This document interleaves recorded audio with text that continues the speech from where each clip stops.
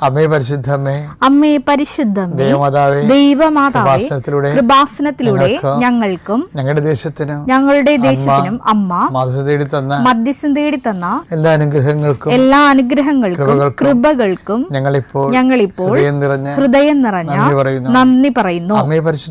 അമ്മേ പരിശുദ്ധമേ, ദൈവമാതാവേ, 2004 ഡിസംബർ 7-ാം തീയതി ഉച്ചകഴിഞ്ഞ് 2:30 കൃപാസനത്തിൽ സംഭവിച്ച അമ്മയുടെ പ്രത്യക്ഷപ്പെടലിനെ കുറിച്ച് തിരുസഭയ്ക്ക് സമർപ്പിച്ചിരിക്കുന്ന പഠനരേഖകളുടെ മേൽ സഭാത്മകമായ പഠനം ആരംഭിക്കുവാൻ ഞങ്ങൾ പ്രാർത്ഥിക്കുന്നു.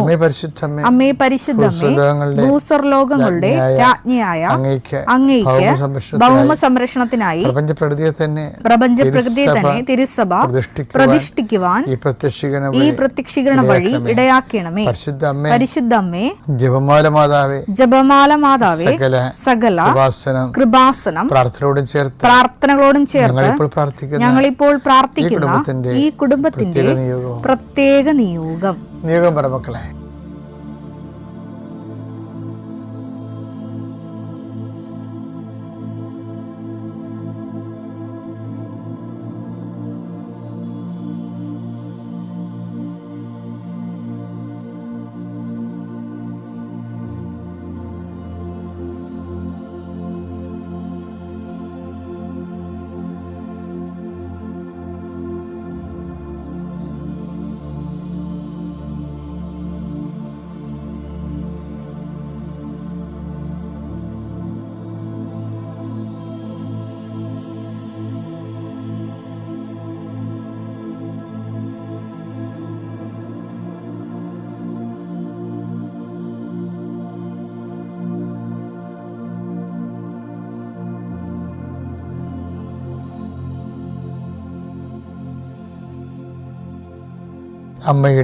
അമ്മയുടെ പ്രത്യക്ഷീകരണത്തിന്റെ ഈ അനുഗ്രഹവേളയിൽ ഞങ്ങൾക്ക് സാധിച്ചു തരുവാൻ കനിയണമേ.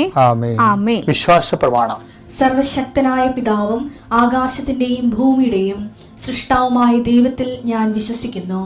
അവിടുത്തെ ഏകപുത്രനും ഞങ്ങളുടെ കർത്താവുമായ ഈശോമിശിഹായിലും ഞാൻ വിശ്വസിക്കുന്നു. ഈ പുത്രൻ പരിശുദ്ധാത്മാവിനാൽ ഗർഭസ്ഥനായി കന്യകാമറിയത്തിൽ നിന്ന് പിറന്ന് പൊന്തിയോസ് പീലാത്തോസിന്റെ കാലത്ത് പീഡകൾ സഹിച്ച് കുരിശിൽ തറയ്ക്കപ്പെട്ട് മരിച്ച് അടക്കപ്പെട്ട് പാതാളങ്ങളിൽ ഇറങ്ങി മരിച്ചവരുടെ ഇടയിൽ നിന്ന് 3-ാം നാൾ ഉയർത്ത് സ്വർഗത്തിലേക്ക് എഴുന്നള്ളി സർവശക്തിയുള്ള പിതാവായ ദൈവത്തിന്റെ വലതുഭാഗത്തിരിക്കുന്നു. അവിടെ നിന്ന് ജീവിക്കുന്നവരെയും മരിച്ചവരെയും വിധിക്കുവാൻ വരുമെന്നും ഞാൻ വിശ്വസിക്കുന്നു. പരിശുദ്ധാത്മാവിലും ഞാൻ വിശ്വസിക്കുന്നു. വിശുദ്ധ കത്തോലിക്കാ സഭയിലും പുണ്യവാന്മാരുടെ ഐക്യത്തിലും പാപങ്ങളുടെ മോചനത്തിലും ശരീരത്തിന്റെ ഉയർപ്പിലും നിത്യമായ ജീവിതത്തിലും ഞാൻ വിശ്വസിക്കുന്നു. ആമേൻ. സ്വർഗ്ഗസ്ഥനായ ഞങ്ങളുടെ പിതാവേ, അങ്ങയുടെ നാമം പൂജിതമാകണമേ. അങ്ങയുടെ രാജ്യം വരണമേ. അങ്ങയുടെ തിരുമനസ് സ്വർഗത്തിലെ പോലെ ഭൂമിയിലും ആകണമേ. അന്നു വേണ്ടുന്ന ആഹാരം ഇന്ന് ഞങ്ങൾക്ക് തരണമേ. ഞങ്ങളോട് തെറ്റ് ചെയ്യുന്നവരോട് ഞങ്ങൾ ക്ഷമിക്കുന്നത് പോലെ ഞങ്ങളുടെ തെറ്റുകൾ ഞങ്ങളോടും ക്ഷമിക്കണമേ. ഞങ്ങളെ പ്രലോഭനത്തിൽ ഉൾപ്പെടുത്തരുതേ, തിന്മയിൽ ഞങ്ങൾ രക്ഷിക്കണമേ. ആമേൻ. നന്മ നിറഞ്ഞ മറിയമേ, സ്വസ്തി. കർത്താവ് അങ്ങയുടെ കൂടെ സ്ത്രീകളിൽ അങ്ങ് അനുഗ്രഹിക്കപ്പെട്ടവളാകുന്നു. അങ്ങയുടെ ഉദരത്തിൻ ഫലമായി ഈശോ അനുഗ്രഹിക്കപ്പെട്ടവനാകുന്നു. പരിശുദ്ധ മറിയമേ, തമ്പുരാന്റെ അമ്മേ, പാപികളായ ഞങ്ങൾക്ക് വേണ്ടി ഇപ്പോഴും ഞങ്ങളുടെ മരണസമയത്തും തമ്പുരാനോട് അപേക്ഷിക്കണമേ. ആമേൻ. കർത്താവിന്റെ ഉന്നതമായ നാമത്തെ സ്വസ്ഥം ചെയ്യുന്നു. കർത്താവ് ഇന്നത്തെ എഴുത്തുകുത്തുകൾ അങ്ങയുടെ തിരുസനെ സമർപ്പിച്ച് പ്രാർത്ഥിക്കുന്നു. പ്രമാണം ചെയ്യുന്നവരുണ്ട് ഈശോയെ, ഭാഗവടമ്പടി ചെയ്യുന്നവരുണ്ട് ഈശോയെ, സ്ഥലം അളക്കാൻ പോകുന്നവരുണ്ട്, അതിർത്തി തർക്കം ഉണ്ടാകുന്നവരുണ്ട് ഈശോയെ, അവിടെയെല്ലാം സങ്കടപ്പെടുന്നവരുണ്ട്. എന്ത് കാര്യത്തിലാണോ എൻ്റെ ദൈവപൈതലെ നീ സങ്കടപ്പെടുന്നത്, അവിടെ നിൻ്റെ കൂടെ മാലാഖയും പരിശുദ്ധ അമ്മയും കൂടെ ഉണ്ടാകും. കർത്താവ് സെൻഡ് ചെയ്യണതാണത്. നീ ധൈര്യമായിട്ട് പോകാം. എപ്പോൾ പോകുമ്പോഴും പ്രാർത്ഥിച്ചുകൊണ്ട് നിൽക്കണം. കാര്യങ്ങൾ വൈരാഗ്യം മൂർച്ഛിച്ച് വരുമ്പോൾ ഈ രാജ്യത്ത് നിയമമുണ്ടെന്ന് നീ ഓർത്ത് അതിനെ നീ വിധേയപ്പെടണം. ഒരിക്കലും ആയുധം കയ്യിലെടുക്കുകയോ അതുപോലെ നിയമം കയ്യിലെടുക്കുകയോ ചെയ്യേണ്ട. മറിച്ച് കർത്താവിൻ്റെ ആയുധമായ, സ്വർഗത്തിൻ്റെ ആയുധമായ ജപമാല നീ കയ്യിലെടുക്കണം. കർത്താവെ, ക്ഷമ എന്ന വലിയ പുണ്യങ്ങളാൽ കർത്താവ് അത് പരിഹരിക്കുന്നതിന് വേണ്ടിയിട്ടുള്ള സാവകാശവും സംയമനവും സൗമനസ്യവും കർത്താവെ അങ്ങയുടെ മക്കൾക്ക് നൽകണമെന്ന് പ്രാർത്ഥിക്കുന്നു. വിവാഹം താമസിക്കുന്നവർ ആസ്വദിച്ച് പ്രാർത്ഥിക്കുന്നു. വിവാഹത്തിന് വേണ്ടി കർത്താവുള്ള ചുറ്റവട്ടങ്ങൾ ഒരുക്കുന്ന സമയത്ത് പ്രാർത്ഥിക്കുന്നു. പെൺമക്കളുടെ കല്യാണത്തിന് വേണ്ടി പണം കാണാതെ വിഷമിക്കുന്ന സമയത്ത് പ്രാർത്ഥിക്കുന്നു. എൻ്റെ കർത്താവിന് വിരുദ്ധമായ നാമത്തിൽ, സഭയുടെ അധികാരത്തിൽ, കുരിശിൻ്റെ അടയാളത്തിൽ, ദൈവശക്തിയാൽ ഞാൻ മക്കളെ ആശീർവദിക്കുന്നു. സങ്കീർത്തനം 92:10. എന്നാൽ അവിടുന്ന് എന്റെ കൊമ്പ് കാട്ടുപോത്തിന്റെ കൊമ്പ് പോലെ ഉയർത്തി അവിടുന്ന് എന്റെ മേൽ പുതിയ തൈലം ഒഴിച്ചു. ഇതിനാണ് പുതിയ അഭിഷേകം എന്ന് പറയുന്നത്. പുതിയ തൈലം ഒഴിച്ചു. എൻ്റെ മക്കളെ, എന്തിന് നിങ്ങൾ ആധ്യാത്മികത ആയിരിക്കണം എന്ന് ചോദിച്ചാൽ, ബൈബിൾ നൽകുന്ന അനന്തമായ അനോയിൻറ്റിങ്ങിൻ്റെ സാധ്യത നിങ്ങളെ പ്രയോജനപ്പെടുത്തണമെന്നാണ് ഉദ്ദേശിക്കുന്നത്. ഓരോ പ്രഭാതത്തിലും ഇപ്പോൾ വിലാപങ്ങളുടെ 3:23 കൂടെയാണ് ശരിക്കും പറഞ്ഞാൽ ഈ സങ്കീർത്തനം 92:10 കൂട്ടുവെക്കേണ്ടത്. എന്താ കാര്യം? വിലാപം എന്താ പറയുന്നത്? ഓരോ പ്രഭാതത്തിലും അവിടെ നിനക്ക് പുതിയ സ്നേഹം തന്നു. എങ്ങനെയാണ്? അവിടുന്ന് പുതിയ അഭിഷേകം എന്നിൽ തൈലം ഒഴിച്ചു എന്ന് പറഞ്ഞു വെച്ച് കഴിഞ്ഞാൽ, നമ്മളിപ്പോൾ ചിന്തിക്കുന്ന ജോലി, ഇപ്പോൾ എല്ലാ മനുഷ്യൻ്റെ ഏറ്റവും വലിയ പ്രശ്നം ബോറല്ലേ? എല്ലാവരും എന്തുകൊണ്ടാണ് ഔട്ട്പുട്ട് കുറയുന്നു എന്നൊക്കെ പറയുന്നതിൻ്റെ കാര്യം, കുറച്ച് കഴിയുമ്പോൾ ഇങ്ങനെ ഡൗൺ ആകും. ഇപ്പോൾ കോർപ്പറേറ്റുകളൊക്കെ എന്താ ചെയ്യിക്കണത്? കോർപ്പറേറ്റുകളൊക്കെ ആൾക്കാരെ കൊണ്ട് പണി ചെയ്യിക്കണായിട്ടില്ലേ? ടൈയൊക്കെ കെട്ടിക്കൊടുത്ത് അവരുടെ സ്റ്റാറ്റസൊക്കെ വർദ്ധിച്ചെന്ന് അവരെ കൊണ്ട് ബോധ്യപ്പെടുത്തിയിട്ട് വല്ല 10-12 രൂപ കൊടുക്കും. ഭയങ്കര കഷ്ടപ്പാടാണ് അത്. സ്റ്റാൻഡേർഡായിട്ടൊക്കെ വന്ന് ഇറങ്ങാം, ഒക്കെ കുഴപ്പമൊന്നുമില്ല. അതായത് പക്ഷേ എന്താ പ്രശ്നം വെച്ചാൽ, 11 മണിയാകുമ്പോൾ അവർക്ക് ചിക്കൻ കൊടുക്കും, ഒരു ജ്യൂസും കൊടുക്കും, ഒരു ചിക്കൻ ഫ്രൈയും കൊടുക്കും, ഒരു ജ്യൂസും കൊടുക്കും അല്ലേ? അപ്പം നമ്മളൊക്കെ അപ്പോൾ വെൽ ട്രീറ്റഡ് എല്ലാവരും അങ്ങനെയാണല്ലോ പറയണത്. വെൽ ട്രീറ്റഡ് എന്തിനാണ് വീട്ടിൽ വെൽ ട്രീറ്റ് ചെയ്യണത്? എന്തിനാണ്? ഇവൻ ചായ പോകാതിരിക്കാൻ വേണ്ടിയാണ്. ഇവൻ ചായ കുടിച്ച് പോയ പിന്നെ 1/2 മണിക്കൂർ പോവുകയെ. ഇവന് കൊണ്ടുവന്ന ഈ സാധനം മുമ്പിൽ കൊടുത്തു കഴിഞ്ഞാൽ ഇവൻ പോകത്തില്ലല്ല. 30 മിനിറ്റ്സ് 30 മിനിറ്റിന് പകരം 5 മിനിറ്റ് കൊണ്ട് ആ ചപ്പർ ക്ലോസ് ചെയ്യും. ബാക്കി 25 മിനിറ്റ് കോർപ്പറേറ്റിന് ലാഭമാണ്. പക്ഷേ എന്നാലും സെയിം വർക്ക് തന്നെ ചെയ്തുകൊണ്ടിരിക്കണമെങ്കിൽ ഇവന് ബോറടിക്കും. അവനെന്ത് ചെയ്യും? ടേബിൾ ചേഞ്ച് ചെയ്ത് കൊടുക്കും, എന്നിട്ട് സ്റ്റാർ കൊടുക്കും. ശമ്പളം വല്ല 10-50 രൂപയോ അല്ലെങ്കിൽ 5000 രൂപയൊക്കെ കൂട്ടി കൊടുക്കുകയുള്ളൂ. പക്ഷേ എന്ത് ചെയ്യും? ബോറ് മാറ്റാൻ വേണ്ടി അവൻ്റെ വർക്കിംഗ് ഔട്ട്പുട്ട് നോക്കിയിട്ട് അസസ് ചെയ്തിട്ട് പുതിയ ടേബിളെ കൊടുക്കും.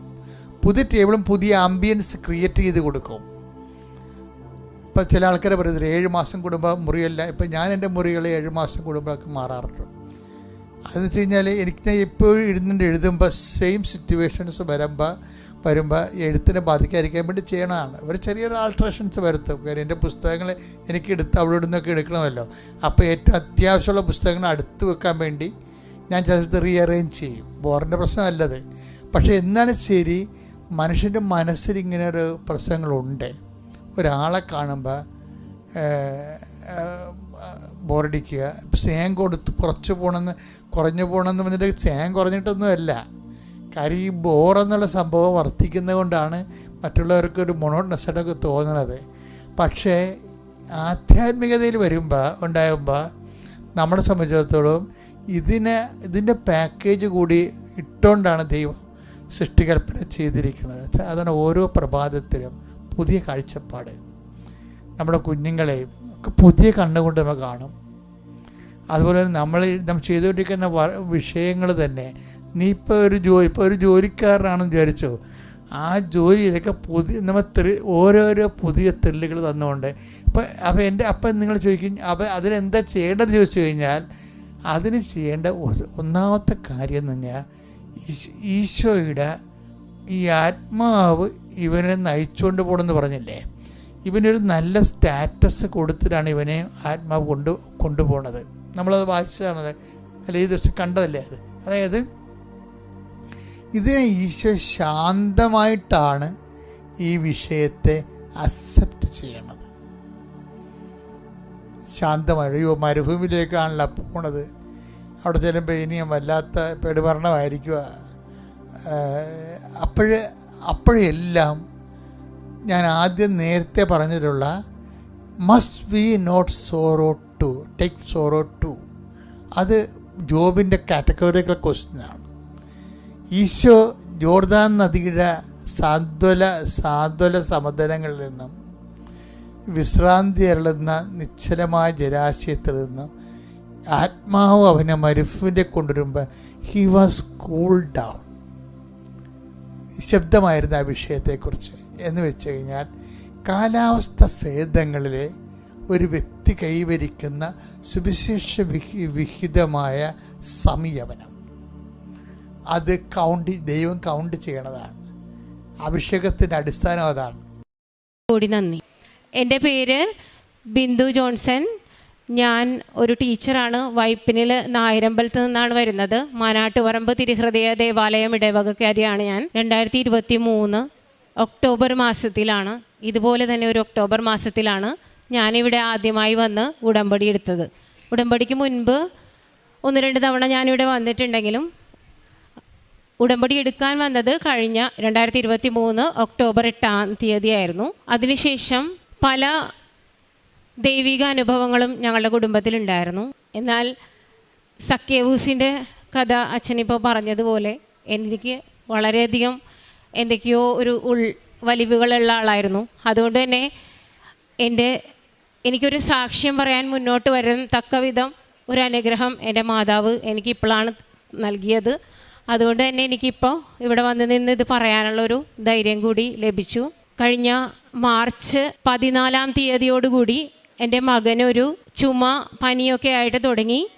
കുറച്ച് ദിവസം ഞങ്ങൾ അവിടുത്തെ ഒരു ഞാറയ്ക്കൽ ഗവൺമെൻറ് ഹോസ്പിറ്റലിൽ നിന്ന് മരുന്ന് കഴിച്ചു. 2 ദിവസം കഴിഞ്ഞപ്പോൾ തന്നെ കണ്ണിൽ ചെറിയൊരു ചുവപ്പ് കണ്ടു തുടങ്ങി. അപ്പോൾ നമ്മൾ വീണ്ടും ഡോക്ടറെ കൊണ്ടുപോയി കാണിച്ചു. അപ്പോൾ ഡോക്ടർ പറഞ്ഞത് അത് കണ്ണിക്കേടാണെന്ന് പറഞ്ഞു. അതിനുശേഷം വീണ്ടും രണ്ടാമത് നമ്മൾ വീണ്ടും ഡോക്ടറെ കണ്ടപ്പോൾ വേറൊരു ഹോസ്പിറ്റലിലേക്ക് നമ്മൾ മാറ്റി കാണിച്ചു. അപ്പോൾ അവർ പറഞ്ഞത് ചെറിയ ഒരു വയറിൻ്റെ ഭാഗത്തായിട്ട് ചെറിയൊരു തടിപ്പ് കാണാൻ തുടങ്ങി. അപ്പോൾ മീസൽസിൻ്റെ ആരംഭമാകാം. ചെറിയ കുട്ടികളിൽ മീസൽസ് വരുന്നത് പോലെയല്ല. 20 വയസ്സായ ആൾക്ക് മീസൽസ് വന്നാൽ അത് വളരെയധികം അപകടം നിറഞ്ഞൊരു ഘട്ടമായി മാറാനുള്ള സാധ്യതയുണ്ട്. അതുകൊണ്ട് തന്നെ എത്രയും പെട്ടെന്ന് ഇവിടുന്ന് അഡ്മിറ്റായി നമുക്ക് ചികിത്സ തുടരാമെന്ന് പറഞ്ഞു. അങ്ങനെ ഞങ്ങൾ ക്രിസ്തു ജയന്തി ഹോസ്പിറ്റലിൽ അഡ്മിറ്റായി. പക്ഷേ ഏകദേശം വൈകുന്നേരം ആയപ്പോൾ തന്നെ മോൻ്റെ ഭാവം മാറി തുടങ്ങി. അവനാകെ പനിയൊക്കെ ആയി, മേല് മുഴുവനും ഒത്തിരി കുമ്മളകൾ വരാൻ തുടങ്ങി. അങ്ങനെ വൈകുന്നേരത്തോടെ ഞങ്ങൾ ക്രിസ്തു ജയന്തിയിൽ നിന്ന് ലൂർദ് ഹോസ്പിറ്റലിലേക്ക് വരികയും അവിടെ വന്ന ഉടനെ തന്നെ കാഷ്വാലിറ്റിയിൽ ഒരു ഐസൊലേറ്റഡ് ആയിട്ടുള്ള ഒരു റൂമിലേക്ക് മാറ്റുകയും ചെയ്തു. പിന്നീട് ഞങ്ങൾ കാണുന്നത് കുഞ്ഞിൻ്റെ ദേഹം മുഴുവനും വളരെ വലിയ കുരുക്കൾ വന്നു തുടങ്ങി. അപ്പോൾ ഡോക്ടേഴ്സ് നോക്കിയിട്ട് പറഞ്ഞത് മെഡിസിൻ അലർജി ആയതാണ്, ആൻറ്റിബയോട്ടിക് അലർജി ആയതാണ്. പക്ഷേ ഇത് ഓരോ ദിവസവും കാണുന്നതിൻ്റെ അപ്പുറത്തേക്ക് പോകും, നിങ്ങൾക്ക് കണ്ടു നിൽക്കാൻ പറ്റാത്ത അവസ്ഥകളിലേക്ക് പോകും. അപ്പോൾ അതുകൊണ്ട് തന്നെ അതിനെ നേരിടാനുള്ള ഒരു ധൈര്യം മാതാപിതാക്കളായ നിങ്ങൾക്ക് ഉണ്ടാവണം, ഞങ്ങളുടെ ചികിത്സയോട് സഹകരിക്കണം എന്നവർ പറയുകയുണ്ടായി. ആ നിമിഷം ഞങ്ങൾ എല്ലാവരും തകർന്ന ഹൃദയത്തോടെ തന്നെ ഏറ്റവും കൂടുതൽ പ്രാർത്ഥിച്ചത് മാതാവിനോടായിരുന്നു. കൃപാസന മാതാവിൻ്റെ ഉടമ്പടി എടുത്ത ആളായതുകൊണ്ട് തന്നെ എൻ്റെ കൈവശം എപ്പോഴും ഒരു കൊന്തയും ആ ഉടമ്പടി രൂപവും ഉണ്ടാകുമായിരുന്നു. അപ്പോൾ മോനെ ICUവിലേക്ക് മാറ്റുകയാണ്, അതും ഐസൊലേറ്റഡ് ആയിട്ടുള്ള ICUവിലേക്കാണ് മാറ്റുന്നതെന്ന് പറഞ്ഞപ്പോൾ മാറ്റുന്ന സമയത്ത് ഞാൻ ആ കൊന്തയും ആ ഉടമ്പടി കാശ് രൂപവും കൂടി മോൻ്റെ കയ്യിലേക്ക് കൊടുത്തു. അവനത് വിശ്വാസത്തോടെ തന്നെ കയ്യിൽ പിടിച്ചുകൊണ്ട് പോയി. അതിനുശേഷം പിന്നെ ഞങ്ങൾ കാണുമ്പോൾ കൊച്ചിൻ്റെ കണ്ണൊക്കെ അടഞ്ഞു പോയായിരുന്നു, ഞങ്ങളെ കാണാൻ പറ്റാത്ത വിധം അടഞ്ഞു പോയി. അവന് ഞങ്ങളോട് സംസാരിക്കാൻ പറ്റില്ല, വായ തുറക്കാൻ പറ്റില്ല. ഉള്ളിലെല്ലാം നിങ്ങൾ കാണുന്നത് പോലെ തന്നെ വളരെ വലിയ കുരുക്കൾ വന്ന് അത് കറുത്ത രൂപത്തിലായി, തികച്ചും പൊള്ളി, ഏകദേശം ഒരു 80% പൊള്ളലേറ്റ ഒരാളുടെ അവസ്ഥയിലേക്ക് മകൻ മാറി. നമ്മൾ എല്ലാവരും അസുഖം മാറാൻ മരുന്ന് കഴിക്കും, പക്ഷേ ഒരു മരുന്ന് മൂലമുണ്ടാകുന്ന ഒരു അസുഖം ഞാൻ ആദ്യമായിട്ട് കാണുന്ന ഒരു അനുഭവമായിരുന്നു. അവൻ്റെ വായെല്ലാം തന്നെയും നിങ്ങൾക്ക് കാണാം, ഒരു എന്താ പറയുക, ഒരു മൊത്തം പൊള്ളി അവസ്ഥയിലായിരുന്നു. സ്കിൻ മുഴുവനും പൊള്ളി കറുത്ത് വലിയ കുരുക്കളിൽ വെള്ളം നിറഞ്ഞു കിടക്കുകയായിരുന്നു. അതുപോലെ തന്നെ ഓരോ അവയവങ്ങളിലും അവൻ്റെ ജനറ്റിക്സൊക്കെ 20 വയസ്സായ മകനാണ്, വാഴയിലയിലാണ് കിടത്തിയിരുന്നത് ICUവിൽ. അത്രയും കോംപ്ലിക്കേറ്റഡ് ആയിട്ടുള്ള ഒരു അവസ്ഥ. അവൻ്റെ ഏറ്റവും വലുത് അവൻ്റെ മാനസികാവസ്ഥയായിരുന്നു. 20 വയസ്സുള്ള ഒരു മകൻ, ചെറിയ കുട്ടികളാണ് അവിടുത്തെ നഴ്സുമാർ, അവരുടെ മുന്നിൽ വസ്ത്രങ്ങളൊന്നും ഉടുപ്പ് ഉപയോഗിക്കാതെയൊക്കെ ആയിരുന്നു അവൻ്റെ കിടന്നിരുന്നത്. അത്രയും അവസ്ഥയിലും അവൻ പക്ഷേ മാതാവിനെ കൈവിട്ടില്ല. ഞാൻ കൊടുത്ത കൊന്തയിൽ അവൻ്റെ ധൈര്യം അർപ്പിച്ച് അവരെല്ലാവരും, ആ ലൂർദ് ഹോസ്പിറ്റലിലുള്ള ഓരോ സിസ്റ്റേഴ്സും ഡോക്ടേഴ്സും എല്ലാവരും പറഞ്ഞൊരു കാര്യമാണ്, അവിടുത്തെ ഫാദേഴ്സൊക്കെ അവന് കുർബാന കൊടുക്കാനൊക്കെ ചെല്ലുമ്പോൾ അവരെല്ലാവരും എന്നോട് പറയുന്നത്, അവൻ ആ കൊന്തയിൽ നിന്ന് ഒരു നിമിഷം പോലും കൈവിട്ടിട്ടുണ്ടായിരുന്നില്ല. ആ ഉടമ്പടി രൂപം തന്നെയാണ് അവനെ സംരക്ഷിച്ചത്. ഒരു തുള്ളി വെള്ളം പോലും ഇറക്കാൻ പറ്റാതിരിക്കുന്ന അവസ്ഥയിൽ നമ്മൾ ആദ്യമായിട്ട് അവന് കൊടുത്തത് ഇവിടുത്തെ ഉപ്പിട്ട ഒരു അല്പം കഞ്ഞിവെള്ളമായിരുന്നു. അത് പിന്നീട് ഇറക്കാൻ സാധിച്ചു. അതുപോലെ കുറച്ച് ദിവസം, ഒരു 4-5 ദിവസത്തെ വലിയ പരീക്ഷണങ്ങളുടെ ഒരു ഘട്ടം കഴിഞ്ഞപ്പോൾ എൻ്റെ ഹസ്ബൻഡിൻ്റെ ചേട്ടനും ചേച്ചിയും കൂടെ ഇവിടെ വന്ന് ജോസഫ് അച്ഛനെ കണ്ട് ഈ പിക്ചർ നമ്മളിവിടെ സമർപ്പിച്ചു. അച്ഛനത് നമ്മുടെ അൾത്താരയിൽ അത് മാതാവിൻ്റെ രൂപത്തോട് ചേർത്ത് വെച്ചു പ്രാർത്ഥിച്ചിട്ട് അവൻ്റെ കഴുത്തിലണിയാനായിട്ടൊരു ചെറിയൊരു കാശ് രൂപവും കൊടുത്തു. എന്നിട്ട് പറഞ്ഞു, അത് അവൻ്റെ ബെഡിനടിയിൽ സൂക്ഷിക്കുക, ഒരു നിമിഷം പോലും മാതാവ് വൈകില്ല, നിങ്ങൾക്കതിനുള്ള സൗഖ്യം കിട്ടിയിരിക്കും എന്ന് ഉറപ്പ് പറഞ്ഞു വിട്ടു. അന്ന് കൊണ്ടുവന്ന തൈലവും ആ തേനുമെല്ലാം ഡോക്ടേഴ്സ് പലപ്പോഴും നമ്മളോട് ഇങ്ങനെയുള്ള കാര്യങ്ങൾക്ക് ഇത് ഉപയോഗിക്കാമോ എന്ന് പോലും അവർ നമ്മളെ പറയാറില്ല. കാരണം ഇവൻ്റെ ശരീരത്തിലൊക്കെ നിറയെ പൊള്ളലൊക്കെ ഉള്ളതുകൊണ്ട് എണ്ണയൊക്കെ ഉപയോഗിക്കാമോ എന്നുള്ളത് സംശയമായിരുന്നു. പക്ഷേ ഞാൻ എപ്പോഴെല്ലാം എനിക്ക് അവസരം ലഭിച്ച ICUവിൻ്റെ ഉള്ളിൽ കയറിയാലും ഞാനത് അവൻ്റെ മേൽ എല്ലാം തൈലം പൂശുകയും പ്രാർത്ഥിക്കുകയും നെറ്റിയിൽ കുരിശ് വരച്ചു കൊടുക്കുകയൊക്കെ ചെയ്യുമായിരുന്നു.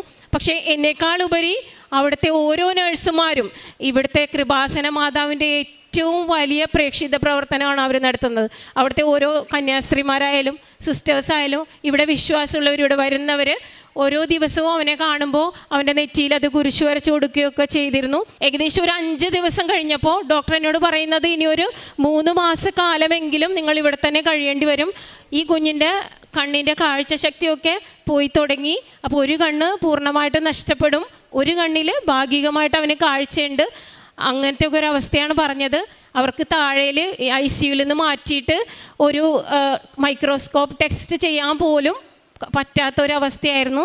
ഇതിനെ പറയുന്നത് ടോക്സിക് എപ്പിഡെർമിക് നെക്രോസിസ് എന്നാണ് പറയുന്നത്. ഇത്രയും വലിയൊരു രോഗത്തിൻ്റെ പേര് പോലും നമ്മളെപ്പോലുള്ള സാധാരണക്കാർക്ക് ഇത് വളരെ ഭയങ്കര ഒരു അനുഭവം തന്നെയായിരുന്നു. അപ്പോൾ ഞങ്ങളിങ്ങനെ പേടിച്ച് എന്ത് ചെയ്ത് എൻ്റെ മകനെ രക്ഷപ്പെടുത്തുമെന്ന് ചിന്തിച്ച ഒരവസ്ഥയിൽ പരിപൂർണമായിട്ടും ഞാൻ വിശ്വസിക്കുന്നു എൻ്റെ മാതാവ് തന്നെയാണ് കൂടെ ഉണ്ടായത്. ഞാൻ ഒരു മാതാവിൻ്റെ ഇടവകയിൽ ജനിച്ച ആളാണ്. ഇപ്പോൾ നമ്മൾ വിശ്വസിക്കുന്നതും ഈശോയുടെ തിരുഹൃദയത്തിൻ്റെ ഇടവകക്കാരിയാണ് ഞാൻ. അത്രയധികം ഞങ്ങൾ മാതാവിലും ഈശോയിലും വിശ്വസിക്കുന്നു. അതുകൊണ്ട് തന്നെ ഞാൻ പൂർണ്ണമായിട്ടും വിശ്വസിക്കുന്നു അത് ഈ അമ്മ മാതാവ് തന്നെയാണ് എൻ്റെ മോൻ്റെ കൂടെ ഉണ്ടായിരുന്നത്.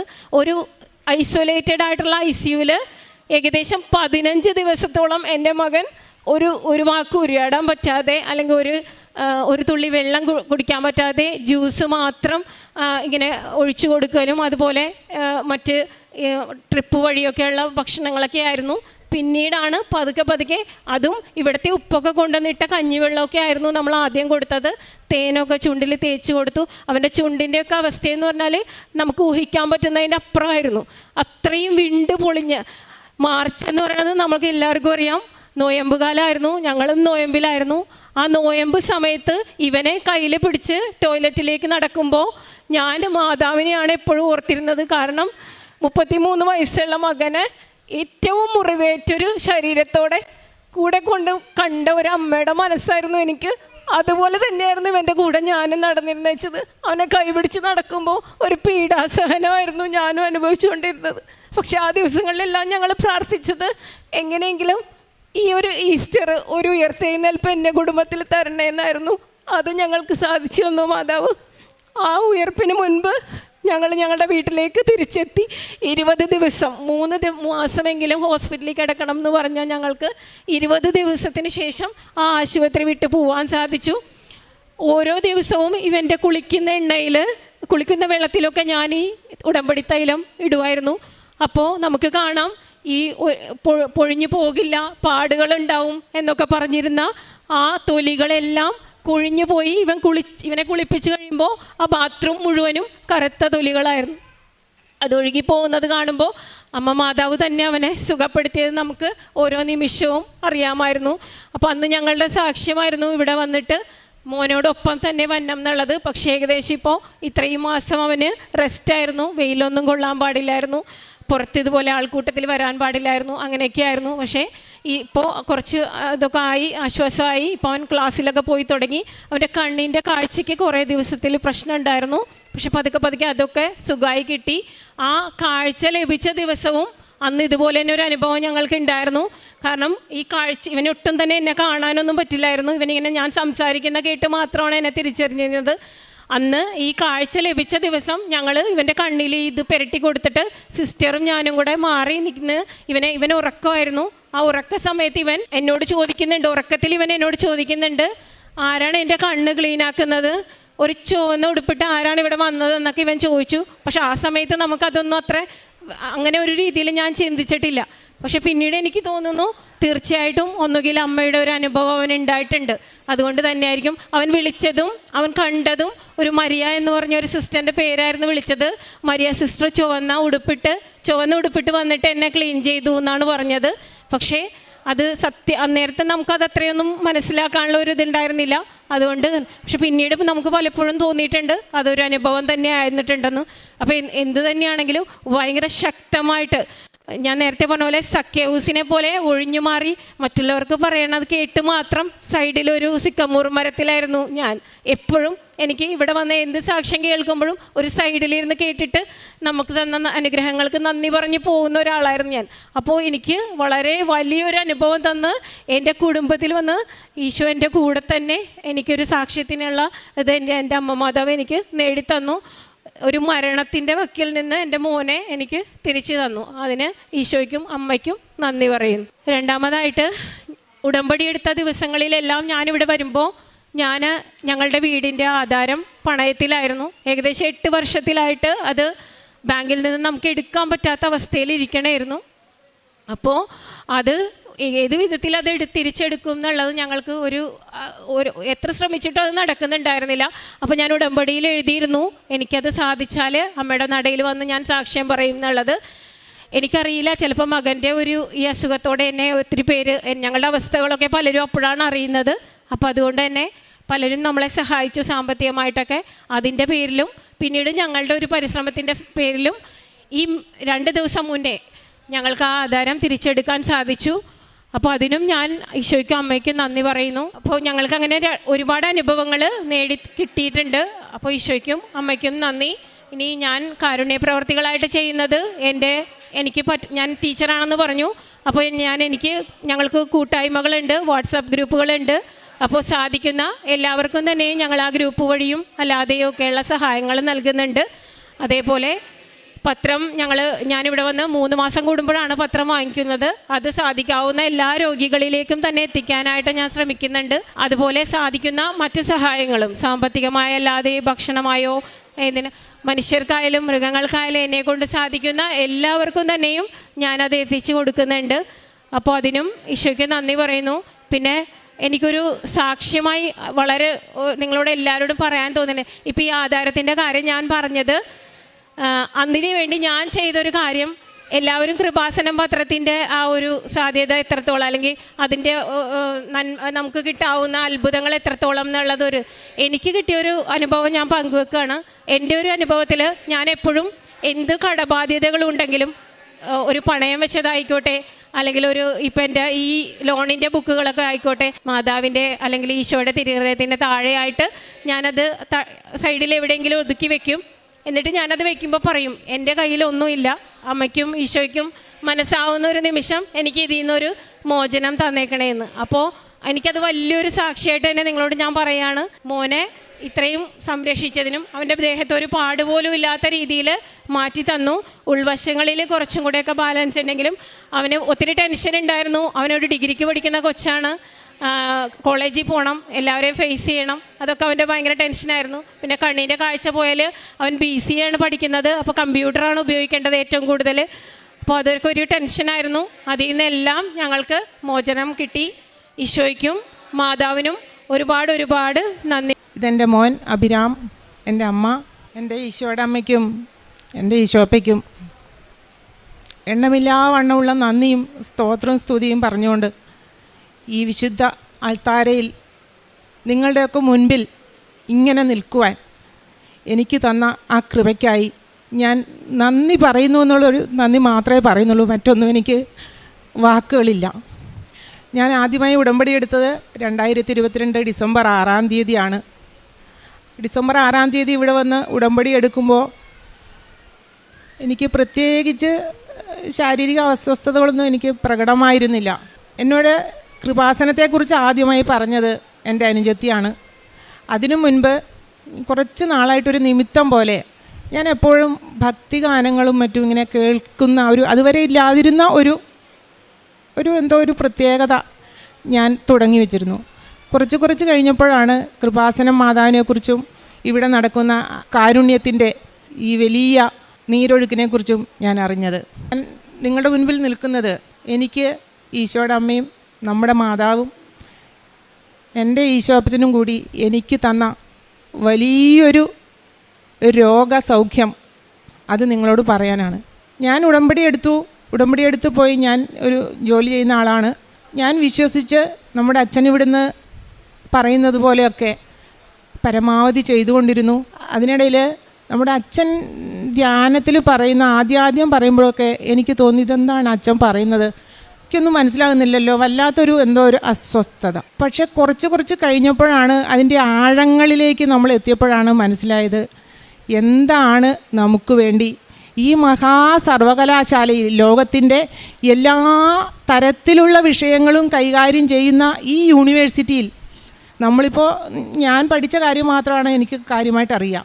പക്ഷേ ഇവിടെ നിന്ന് ധ്യാനത്തിൽ പങ്കെടുക്കുന്ന സാക്ഷ്യം കേൾക്കുന്ന ഓരോ ആൾക്കും എല്ലാ കാര്യങ്ങളും ലോകത്തിലെ എല്ലാ കാര്യങ്ങളും അറിയുന്ന ഒരു സർവകലാശാലയായി നമ്മുടെ കൃപാസനം മാറിയെന്ന് എനിക്ക് പലപ്പോഴും തോന്നിയിട്ടുണ്ട്.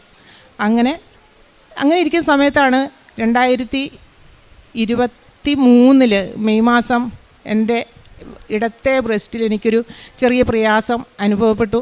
ഞാൻ ഹോസ്പിറ്റലിൽ പോയി. അവിടെ ചെന്നപ്പോൾ 4th സ്റ്റേജ് ക്യാൻസറാണെന്ന് ഡോക്ടർ പറഞ്ഞു. മുൻപേ ഉണ്ടായിരുന്ന പ്രയാസങ്ങളെ അല്പം മറച്ച് ഞാൻ വെച്ചിരുന്നു. പക്ഷേ അപ്പോഴും ഞാൻ ഈ രോഗമാണെന്നൊന്നും വിചാരിച്ചിരുന്നില്ല. അതിന് കാരണം എൻ്റെ ഈ മകൻ, എനിക്ക് ഇരട്ട കുട്ടികളാണ്, ആൺകുട്ടികൾ, ഇവനെ വിദേശത്ത് പോകണമെന്ന് ആഗ്രഹം പറഞ്ഞിരുന്നു. ആ ആഗ്രഹം ഞാൻ ഇങ്ങനെ ഒരു പ്രയാസത്തിൽ എന്തെങ്കിലും മറ്റു ബുദ്ധിമുട്ടുകൾ വന്നാൽ അത് ബുദ്ധിമുട്ടാകുമല്ലോ എന്ന് പറഞ്ഞ് മറച്ച് വെച്ചിരുന്നതാണ്. പക്ഷേ അപ്പോഴേക്കും അത് കൈവിട്ടു പോയിരുന്നു. ഡോക്ടർ ട്രീറ്റ്മെൻറ്റ് എടുത്തു തുടങ്ങി. ഞാൻ അത്യധികം വിശ്വസിച്ചു. അതിൻ്റെ ഇടയിൽ ഞാൻ ഇവിടെ വന്ന് വീണ്ടും ഉടമ്പടി പുതുക്കി. എനിക്ക് വേണ്ടി എൻ്റെ ചുറ്റുമുള്ള ഒരുപാട് ആളുകൾ ഒരു നിയോഗമെങ്കിലും, ഞാൻ ഈ ഒരു കഴിഞ്ഞ 2.5 വർഷത്തിനിടയിൽ നിയോഗത്തിന് പുറത്ത് പോയിട്ടില്ല. കാരണം ആരെങ്കിലും ഒരാൾ അവരുടെ നിയോഗത്തിനകത്ത് ഞാനുണ്ടായിട്ടുണ്ടാവും. അങ്ങനെ അത്യധികം പ്രയാസങ്ങൾ അനുഭവിച്ചുകൊണ്ട് ഡിസംബർ മാസത്തിൽ എൻ്റെ ട്രീറ്റ്മെൻറ്റ് കംപ്ലീറ്റായി. ഡോക്ടർ പറഞ്ഞു ഓക്കെ, എൻ്റെ 4ാമത്തെ സ്റ്റേജിനെ എൻ്റെ മാതാവ് ഈശോയും ഏറ്റവും ഭംഗിയോടെ എനിക്ക് സൗഖ്യമാക്കി തന്നു. അടുത്ത മാസം വീണ്ടും ചെക്കപ്പിന് പോകുമ്പോൾ ഇതേ ഡോക്ടർ പറയാണ്, എന്തോ ഒരു നീർക്കെട്ട് തൻ്റെ വലത്തു ഭാഗത്തെ ബ്രസ്റ്റിനും കാണുന്നുണ്ടല്ലോ. വീണ്ടും ടെസ്റ്റുകൾ ചെയ്തു. ഇടത്ത് ഭാഗത്ത് വന്ന രോഗവുമായി യാതൊരു ബന്ധവുമില്ലാത്ത മറ്റൊരു രോഗം, ഇതേ പേരിലുള്ള മറ്റൊരു രോഗം അതിന് പിടിച്ചു. ഞാൻ കുറച്ച് ഡൗണായി. പക്ഷേ എൻ്റെ വിശ്വാസം ഞാൻ മുറുക്ക പിടിച്ചു. എൻ്റെ സങ്കടങ്ങൾ ഞാൻ എൻ്റെ മാതാവിനോട് പറഞ്ഞു, അമ്മേ, നിൻ്റെ നാമം പറയുമ്പോൾ എൻ്റെ തല കുനിഞ്ഞു പോകാൻ നീ ഇടവരുത്തരുതേ. നിൻ്റെ വിശ്വാസം എവിടെ എന്നെന്നോട് മറ്റുള്ളവർ ചോദിക്കുമ്പോൾ, ഇല്ല, എൻ്റെ അമ്മയും എൻ്റെ ഈശോയുമാണ് എൻ്റെ ജീവൻ നിലനിർത്തിയത്, എൻ്റെ കുടുംബത്തെ കാത്തതെന്ന് പറയാൻ നീ എനിക്ക് ഇടവരുത്തണമേ എന്ന് ഞാൻ പ്രാർത്ഥിച്ചുകൊണ്ടിരുന്നു. വീണ്ടും 2ാമത്തെ ട്രീറ്റ്മെൻറ്റുകൾ നടന്നു. അതികഠിനമായ ട്രീറ്റ്മെൻറ്റ് നിങ്ങൾക്ക് അനുഭവിച്ചവർക്കറിയാം, അല്ലെങ്കിൽ കണ്ടിട്ടുള്ളവർക്കറിയാം. കഴിഞ്ഞ 2.5 വർഷക്കാലത്തെ ട്രീറ്റ്മെൻറ്റ്, 5ഓളം സർജറികൾ, അങ്ങനെ ആ ട്രീറ്റ്മെൻറ്റിന് ആവശ്യമായ എല്ലാ ട്രീറ്റ്മെൻറ്റുകളും കഴിഞ്ഞു. സർജറിക്ക് ശേഷം ഡോക്ടർ പറയാണ്, ഇതുവരെ ചെയ്തതൊന്നും നിങ്ങൾക്ക് ഫലവത്തായിട്ടില്ല. ആദ്യത്തെ രോഗത്തിൻ്റെതല്ല, 2ാമത് വന്നത്. അവിടുന്ന് ഡോക്ടർ പറഞ്ഞു ഒരു ഇഞ്ചക്ഷൻ ഉണ്ട്, ആ ഇഞ്ചക്ഷൻ നമുക്ക് വെക്കണം. ഒരെണ്ണത്തിന് ഏകദേശം 5 ലക്ഷം രൂപ വരും. അങ്ങനത്തെ 14ഓളം ഇഞ്ചക്ഷൻ വെക്കണം. ഞാൻ വീട്ടിൽ പോയി പറഞ്ഞു വേണ്ട, നമുക്കിനി അത് വേണ്ട. വീട്ടിൽ നിന്ന് എൻ്റെ സങ്കടത്തിൽ ഞാൻ പറഞ്ഞതാണ്. ഞാൻ ദൈവത്തോട് മാപ്പ് പറഞ്ഞു. അങ്ങനെ പറയാൻ പാടില്ല എന്ന് എനിക്കറിയാം, പക്ഷേ സങ്കടത്തിൽ മനുഷ്യൻ പറഞ്ഞു പോകുന്നൊരു വാക്കുണ്ടല്ലോ. വീണ്ടും ഞാൻ എൻ്റെ അമ്മയിലും ഈശോയിലും ഞാൻ അഭയം തേടി, അമ്മയെ നീ എനിക്കതിന് വഴികാട്ടി തരണം. എനിക്കറിയില്ല എങ്ങനെയാണ് അതൊക്കെ സാധിച്ചതെന്ന്. കമ്പനിക്കാർ കുറച്ച് സപ്പോർട്ട് തന്നു. കഴിച്ചു ബാക്കി എൻ്റെ ഓരോ ആവശ്യങ്ങളിലും ഒരു ടൈം ടേബിൾ പോലെ, ഒരു പ്രോഗ്രാം പോലെ എനിക്ക് ആവശ്യമുള്ളതെല്ലാം എൻ്റെ അമ്മ എനിക്ക് തന്നു. ട്രീറ്റ്മെൻറ്റ് ചെയ്തുകൊണ്ടിരുന്നു. എൻ്റെ ശരീരം വല്ലാതെയായി, പറ്റുന്നില്ല, താങ്ങാൻ പറ്റുന്നില്ല. ലാസ്റ്റ് കഴിഞ്ഞ ജൂൺ മാസം 17-ാം തീയതി എൻ്റെ 14ാമത്തെ ഇഞ്ചക്ഷൻ പൂർത്തിയായി. ഡോക്ടർ പറഞ്ഞു അടുത്ത മാസം നമുക്ക് പെറ്റ് സ്കാൻ ചെയ്യാം, നമുക്ക് നോക്കാം. ഞങ്ങൾ പ്രാർത്ഥിച്ചുകൊണ്ടേയിരുന്നു. പ്രാർത്ഥനയുടെ ഫലം ദൈവം തന്നു. പ്രാർത്ഥിക്കുക മാത്രമല്ല, പ്രവർത്തിക്കുകയും ചെയ്തുകൊണ്ടിരുന്നു. പ്രാർത്ഥന മാത്രമല്ല നമ്മുടെ കൃപാസനത്തിലെ ഉടമ്പടിയെന്ന് നമുക്ക് അറിയാം. ആ പ്രാർത്ഥനയും അതോടൊപ്പം നമ്മുടെ പ്രവൃത്തിയും, കഴിയുന്ന രീതിയിലുള്ള പ്രവൃത്തിയും ദൈവം കണ്ടു. ജൂലൈ മാസത്തെ പെറ്റ് സ്കാനിൽ വളരെ സന്തോഷത്തോടു കൂടി അവരെന്നോട് പറഞ്ഞു, യു ആർ റിക്കവേർഡ്. ദൈവം എനിക്ക് ഇത്രയധികം എന്നെ വിഷമഘട്ടത്തിൽ അഗ്നികുണ്ഡത്തിലൂടെ ഞാൻ നടന്നപ്പോൾ എന്നെ പൊള്ളാൻ അനുവദിച്ചില്ല. നിലയില്ല കയത്തിലൂടെ പോയപ്പോൾ ഞാൻ താണുപോയില്ല. അവിടെയെല്ലാം എൻ്റെ ദൈവം എന്നെ താങ്ങി നടത്തി നിങ്ങളുടെ മുമ്പിൽ എന്നെ നിർത്തിയിരിക്കുകയാണ്. ഡോക്ടർമാർ പറഞ്ഞത് പ്രകാരം ഞാനിങ്ങനെ ഇവിടെ വന്ന് നിൽക്കേണ്ട ഒരു വ്യക്തിയല്ല. പക്ഷേ എൻ്റെ തൂണും എൻ്റെ താങ്ങുമായി എൻ്റെ അമ്മയും എൻ്റെ ഈശോയും എൻ്റെ അടുത്ത് നിന്നപ്പോൾ ഇതൊക്കെ ഒന്നുമല്ല, ദൈവത്തിൻ്റെ കൃപ മാത്രമാണ് നിങ്ങളെ സൗഖ്യമാക്കുന്നതെന്നുള്ള നമ്മുടെ ഒരു വിശ്വാസം നിങ്ങൾക്ക് ഞാനൊരു സാക്ഷ്യമായിട്ട് നിങ്ങളുടെ മുൻപിൽ ഞാൻ നിൽക്കുകയാണ്. എൻ്റെ ജീവിതത്തിൽ ഇനി അങ്ങോട്ട് എൻ്റെ കുടുംബത്തിലായാലും ഒരു ഒരുമയോടെ, ഒരു ആത്മീയമായ ഒരു ഒരുമ ഉണ്ടാകുവാൻ എൻ്റെ ഈ രോഗത്തിൻ്റെ ഈ ഒരു സാക്ഷ്യം ഇടയായി തീർന്നതിൽ ദൈവത്തിന് എണ്ണമില്ലാത്ത നന്ദി ഞാൻ പറയുകയാണ്. അതേ സമയത്ത് തന്നെ എൻ്റെ ഈ ട്രീറ്റ്മെൻറ്റ് നടക്കുന്ന ഈ സമയത്ത് എൻ്റെ മകൻ ഈ കാര്യം അറിഞ്ഞിരുന്നില്ല. കാരണം ഞാൻ അവനോട് പറഞ്ഞു കഴിഞ്ഞാൽ അവൻ പഠിക്കാൻ പോയതാണ്. അപ്പോൾ അവന് വിഷമാവും, ആ ഭാരവും കൂടെ താങ്ങാൻ എനിക്കാവില്ല. ഞാൻ അമ്മയോട് പറഞ്ഞു, അമ്മേ, രോഗമില്ലാത്ത ഒരമ്മ അവൻ തിരിച്ചു വരുമ്പോൾ എനിക്കുണ്ടായ ഈ അവസ്ഥയെക്കുറിച്ച് എനിക്ക് പറയാൻ നീ എനിക്ക് ഇടവരുത്തണം. അങ്ങനെ കഴിഞ്ഞ ആഴ്ച ഇവൻ UK നിന്ന് തിരിച്ചു വന്നപ്പോൾ ഞാൻ അവനോട് പറഞ്ഞു, അമ്മേ, ദൈവത്തിന് നന്ദി പറയും മോനെ. അമ്മയെ നന്ദി പറയുന്നുണ്ടല്ലോ. ഞാൻ പറഞ്ഞു, അതുപോരാ, നിൻ്റെ അമ്മയെ നിനക്ക് തിരിച്ചു തന്നതിന് നീ ദൈവത്തോട് നന്ദി പറയണം എന്ന് പറഞ്ഞ് അങ്ങനെ എൻ്റെ മകൻ ഈ 2.5 വർഷത്തിനിടയിൽ എൻ്റെ മകൻ ഇപ്പോഴാണ് ഈ കാര്യം അറിയുന്നത്. കാരണം അവന് ഞങ്ങളെ കണ്ട് സംസാരിക്കുന്നത് സങ്കടമായതുകൊണ്ട് അവൻ കണ്ട് സംസാരിക്കാറുണ്ടായിരുന്നില്ല. അങ്ങനെ നിങ്ങൾക്കെല്ലാവർക്കും മറ്റുള്ളവരുടെ വിശ്വാസത്തിൻ്റെ കാര്യത്തിൽ അല്ലെങ്കിൽ ദൈവത്തിൻ്റെ കൃപയുടെ കാര്യത്തിൽ ഒരു സാക്ഷി, ഇങ്ങനെ ഒരാൾ ഉണ്ടെന്ന് മറ്റുള്ളവരോട് ധൈര്യപൂർവ്വം പറയാൻ ഞാനെന്ന ഈ വ്യക്തി നിങ്ങളുടെ മുമ്പിലുണ്ട്. ഇത്രേ എൻ്റെ ആഗ്രഹമുള്ളൂ.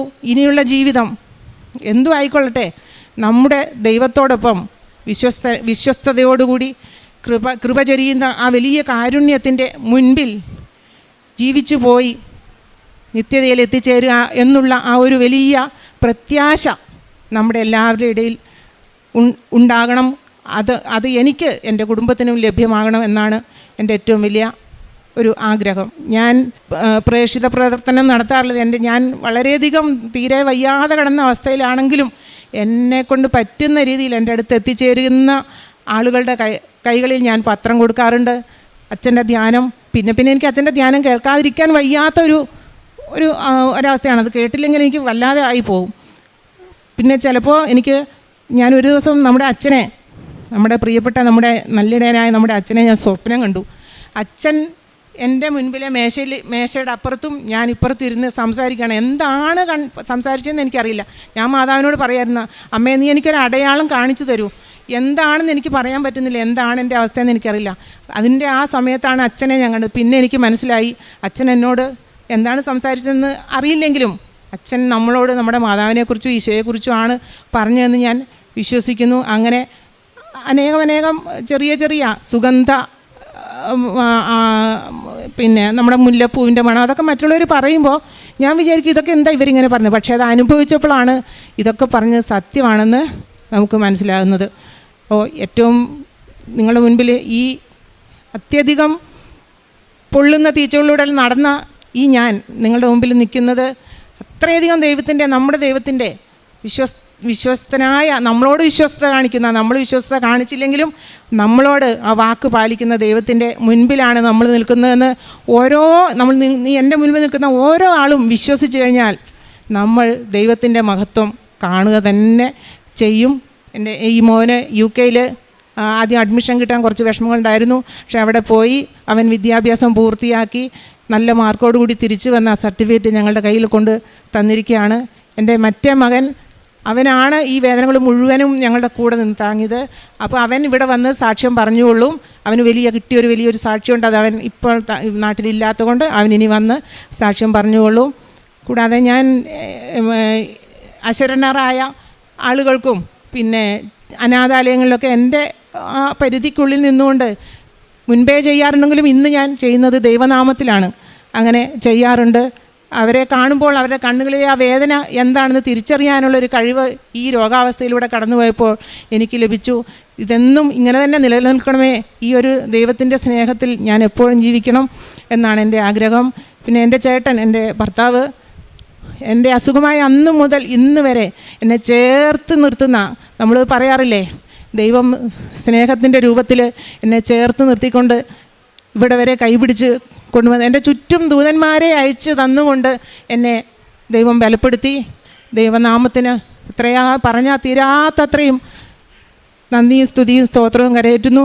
ഇനിയും ഇത്തരത്തിൽ സാക്ഷ്യങ്ങൾ പറയാൻ ദൈവം ഞങ്ങളെ സഹായിക്കട്ടെ എന്ന് എല്ലാവരും പ്രാർത്ഥിക്കണമെന്ന് അവരെ അപേക്ഷിക്കുന്നു. നിങ്ങൾക്ക് വേണ്ടി, നിങ്ങൾ ഓരോരുത്തർക്ക് വേണ്ടിയും. പിന്നെ നമ്മുടെ കൃപാസനത്തിലെ അമ്മയുടെ മക്കളാണ് നമ്മൾ ഓരോരുത്തരും തമ്മിൽ കാണുമ്പോൾ ഒരു പുഞ്ചിരി നമുക്ക് പുഞ്ചിരിക്കുന്നതിന് ഒരു മടി ഉണ്ടാകരുത്. കാരണം അമ്മയുടെ അടുത്ത് വരുന്ന നമ്മളെല്ലാവരും പുഞ്ചിരിയോടുകൂടി സ്വീകരിക്കുമ്പോൾ മറ്റുള്ളവരുടെ കഴുത്തിലെ കാശ് രൂപം കാണുമ്പോൾ എനിക്ക് ഒത്തിരി സന്തോഷം വരും. കാരണം അവരും അമ്മയുടെ മകളാണല്ലോ അല്ലെ മകനാണല്ലോ. അങ്ങനെ നമുക്ക് ഓരോരുത്തർക്കും പറയാൻ കഴിഞ്ഞാൽ തന്നെ നമ്മൾ വിജയിച്ചു. നമ്മുടെ അമ്മയുടെ ഉദ്ദേശം, പ്രത്യക്ഷീകരണത്തിൻ്റെ ആ സാക്ഷ്യം നമുക്ക് ലോകത്തെ അങ്ങേയറ്റത്തോളം എത്തിക്കാൻ നമുക്ക് സാധിക്കും. ഇതാണ് എനിക്ക് പറയാനുള്ളത്. ദൈവനാമത്തിന് ഒരുപാട് മഹത്വം ഉണ്ടാവട്ടെ. അമ്മയ്ക്ക് ആൻ്റണി, ഇതെൻ്റെ കുടുംബം. 20/2/2025 ആദ്യമായി ഉടമ്പടി എടുക്കുന്നത്. ഉടമ്പടി എടുക്കാനുണ്ടാകുന്ന കാരണമാണ് ഞാനിവിടെ പറയുന്നത്. ഞാൻ ഒരു മാതാവിൻ്റെ വിശ്വാസിയല്ലായിരുന്നു. ഞാൻ എൻ്റെ ജീവിതകാലത്ത് എനിക്കിപ്പോൾ 42 വയസ്സുണ്ട്. ഈ 42 വയസ്സിനിടയ്ക്ക് ഞാൻ ഇതുവരെയും ആരോടും മാധ്യസ്ഥം അപേക്ഷിച്ചിട്ടില്ല. ഞാൻ എല്ലാം പ്രാർത്ഥിക്കുന്നത് ഈശോയോടാണ്. കാരണം എൻ്റെ വിചാരം ഈശോ അത്രയും സ്നേഹമുള്ള കൈനീട്ടി നിൽക്കുന്ന നാഥനാണ്. പിന്നെ ഞാൻ എന്തിനാണ് മാതാവിനോടോ അല്ലെങ്കിൽ വേറെ പുണ്യാത്മാക്കളോടോ പ്രാർത്ഥിക്കുന്നത്? എന്തും എനിക്ക് ഈശോനോട് ചോദിച്ചാൽ കിട്ടും. പിന്നെ ഞാൻ എന്തിനാണ് മാതാവിനോട് പ്രാർത്ഥിക്കുന്നത്? അങ്ങനെയുള്ളൊരു വ്യക്തിയായിരുന്നു ഞാൻ. അങ്ങനെ ഇരിക്കുമ്പോൾ ഡിസംബറിൽ എനിക്ക് എൻ്റെ റൈറ്റ് ബ്രസ്റ്റിന് ഒരു വൈറ്റിഷ് ഡിസ്ചാർജ് വരികയും അതിശക്തമായ വേദനയും വരികയാണ്. എനിക്ക് ആ സൈഡിലോട്ട് തിരിഞ്ഞു കിടക്കാനോ കൈ ഒന്ന് ഉയർത്തുവാനോ ഒന്നും പറ്റുന്നില്ല. അങ്ങനെ ഞാൻ പുഷ്പഗിരി മെഡിക്കൽ കോളേജിൽ ചെന്നു. അവിടെ ചെന്ന് ഡോക്ടർ പരിശോധിച്ചു, സാമ്പിൾ വിട്ടു. എന്നിട്ട് ഡോക്ടർ പറഞ്ഞു ഇത് നമുക്ക് ബയോപ്സി ചെയ്യണം. ബയോപ്സിക്ക് മുന്നേ ഒരു സ്കാൻ ചെയ്യണം. ഇതിനകത്ത് എന്തോ ഉണ്ട്, നമുക്ക് എന്താണെന്ന് കണ്ടുപിടിക്കണം. കാരണം ഇപ്പോഴത്തെ സാഹചര്യത്തിൽ നമുക്കിതിങ്ങനെ ലീവ് ചെയ്ത് കളയാൻ പറ്റത്തില്ല. ചിലപ്പോൾ വേറെ വല്ല അസുഖമായിട്ട് മാറുമ്പോഴായിരിക്കും നമ്മളിത് അറിയുന്നത്. അതുകൊണ്ട് ബയോപ്സി എടുക്കണം. അതിനു മുൻപ് നിങ്ങളൊന്ന് സ്കാൻ ചെയ്തിട്ട് വരാൻ പറഞ്ഞു. എന്നാൽ എനിക്ക് സ്കാനിങ്ങിന് ഡേറ്റ് കിട്ടിയത് ഒരു 3 ദിവസം കഴിഞ്ഞിട്ടാണ്. ഈ അസുഖം അറിഞ്ഞപ്പോൾ തന്നെ എൻ്റെ അമ്മയും എൻ്റെ വീട്ടിലെല്ലാവരും വളരെയധികം വിഷമിച്ചു. കാരണം എൻ്റെ അമ്മയുടെ അനിയത്തിക്കും എൻ്റെ പപ്പയുടെ പെങ്ങൾക്കും ബ്രസ്റ്റ് ക്യാൻസറാണ്. അവർ രണ്ടുപേരും ബ്രസ്റ്റ് എടുത്ത് കളഞ്ഞ് കീമോതെറാപ്പിയും റേഡിയേഷനുമായി ഒത്തിരി സിക്കായിട്ടിരിക്കുന്ന അവസ്ഥയാണ്. അപ്പോൾ എനിക്കും ഇതിൻ്റെ ആരംഭമാണോ എന്ന് ഓർത്ത് എല്ലാവരും ഭയന്നു.